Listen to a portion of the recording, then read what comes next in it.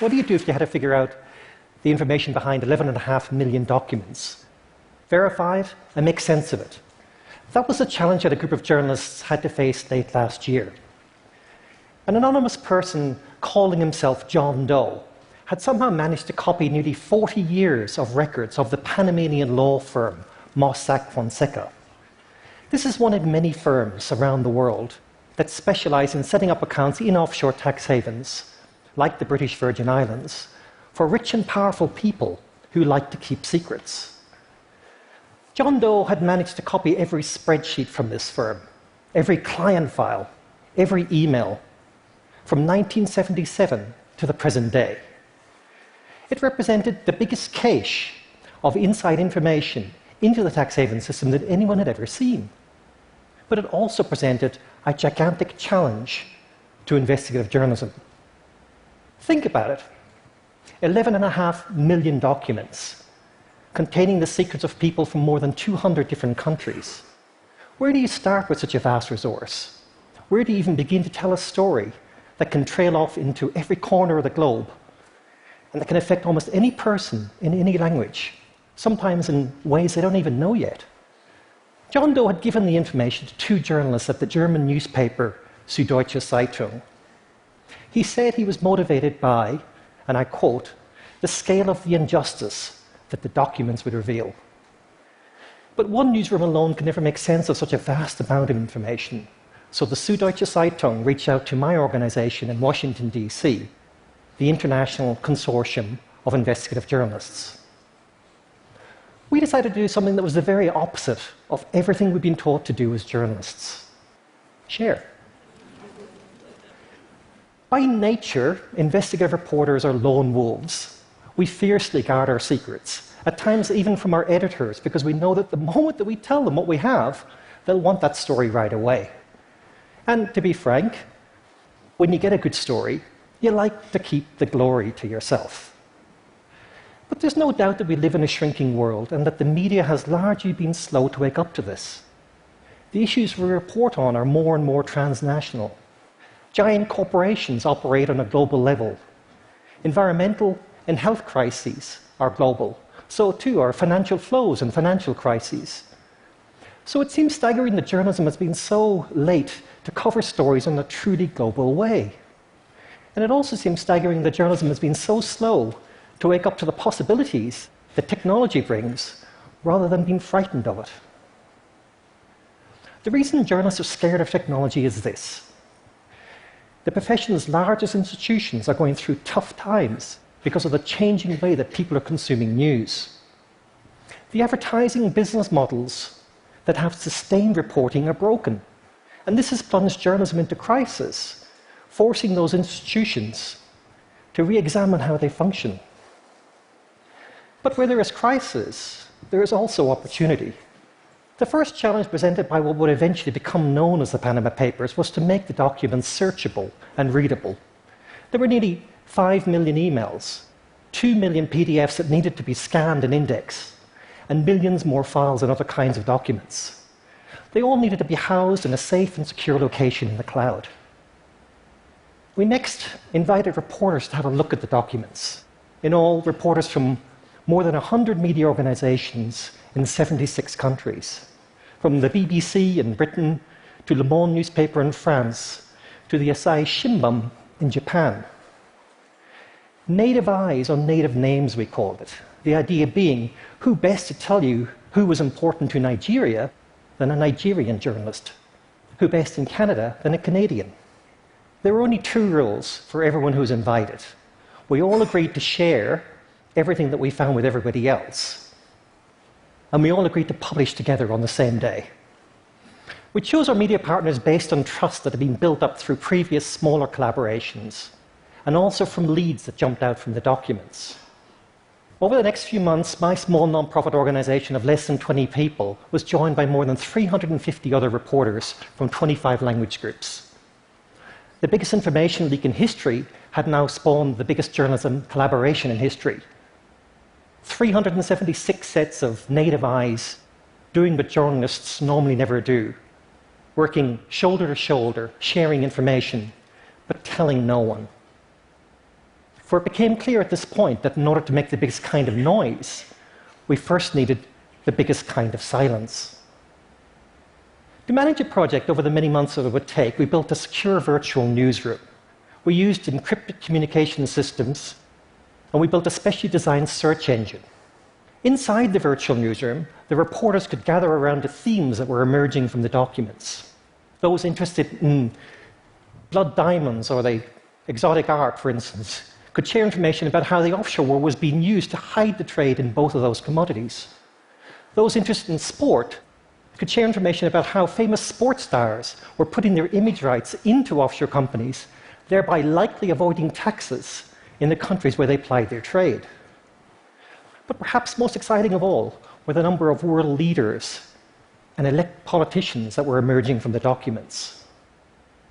Figures like Petro Poroshenko in Ukraine, close associates of Vladimir Putin in Russia, and the British Prime Minister, David Cameron, who was linked through his late father, Ian Cameron. Buried in the documents were secret offshore entities such as Wintris Inc., a company in the British Virgin Islands that had actually belonged to the sitting Icelandic Prime Minister. I like to refer to Johannes Christiansen, the Icelandic reporter we invited to join the project, as the loneliest man in the world. For 9 months, he refused paid work and lived off the earnings of his wife. He pasted tarps over the windows of his home to prevent prying eyes during the long Icelandic winter. And he soon ran out of excuses to explain his many absences as he worked red-eyed, night after night, month after month. In all that time, he sat on information that would eventually bring down the leader of his country.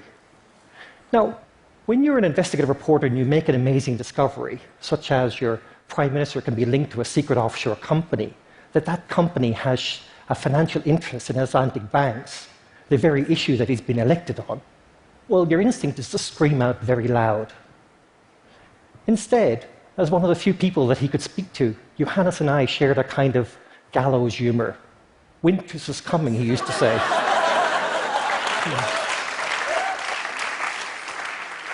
We were big fans of Game of Thrones. Now, when Johannes and reporters like Johannes wanted to scream, they did so inside the virtual newsroom.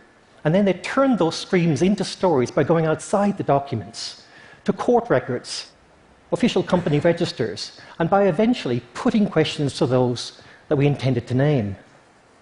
Panama Papers actually gave the reporters, or allowed the reporters to look at the world through a different lens from everybody else. As we were researching the story, unconnected to us, a major political bribery scandal happened in Brazil. A new leader was elected in Argentina. The FBI began to indict officials at FIFA, the organization that controls the world of professional soccer. The Panama Papers actually had unique insights into each one of these unfolding events. So you can imagine the pressure and the ego dramas that could have ruined what we were trying to do. Any one of these journalists, they could have broken the pact, but they didn't. And on April 3rd this year, at exactly 8 p.m. German time, we published simultaneously in 76 countries.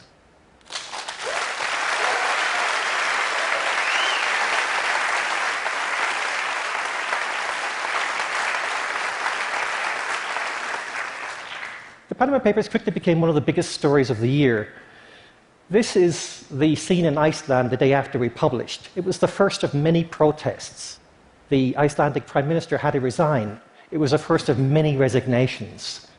We spotlighted many famous people, such as Lionel Messi, the most famous soccer player in the world. And there were some unintended consequences. These alleged members of a Mexican drug cartel were arrested after we published details about their hideout. They'd been using the address to register their offshore company.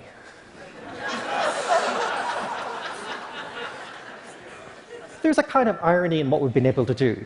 The technology, the internet, that has broken the business model is allowing us to reinvent journalism itself. And this dynamic is producing unprecedented levels of transparency and impact. We showed how a group of journalists can affect change across the world by applying new methods and old-fashioned journalism techniques to vast amounts of leaked information. We put all-important context around what was given to us by John Doe. And by sharing resources, we were able to dig deep, much deeper and longer than most media organizations allow these days because of financial concerns. Now, it was a big risk, and it wouldn't work for every story, but we showed with the Panama Papers that you can write about any country from just about anywhere, and then choose your preferred battleground to defend your work. Try obtaining a court injunction that would prevent the telling of a story in 76 different countries. Try stopping the inevitable. Shortly after we published, I got a 3-word text from Johannes. Winters has arrived. It had arrived, and so too, perhaps, has a new era for journalism. Thank you.